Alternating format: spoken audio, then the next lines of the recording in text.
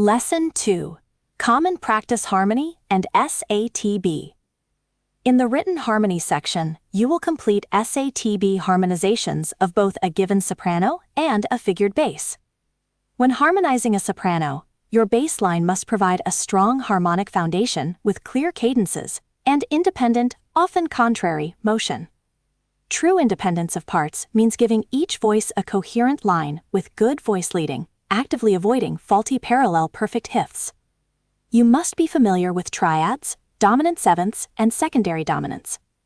In a dominant seventh chord, the seventh normally resolves down by step, while the leading note has a strong tendency to move up by step to the tonic.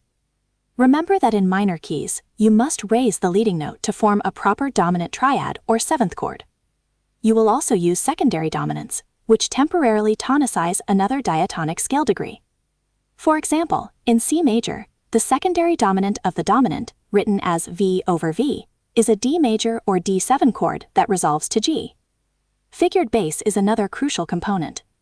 A figure 6 beneath a bass note indicates a first inversion triad. 6/4 signals a second inversion triad. And a 7 implies a seventh chord. You will frequently encounter the cadential 6/4, which is a second inversion tonic chord over a dominant bass that resolves to V. Your harmonizations should also feature non-harmonic tones to decorate the texture. These include passing notes, neighbor notes, appoggiaturas, which often approach a dissonance by leap and resolve by step, and suspensions, where a held tone becomes dissonant and resolves down by step. Finally, you will need to handle modulations to closely related keys like the dominant, subdominant, or relative minor, typically using a diatonic pivot chord to bridge the change.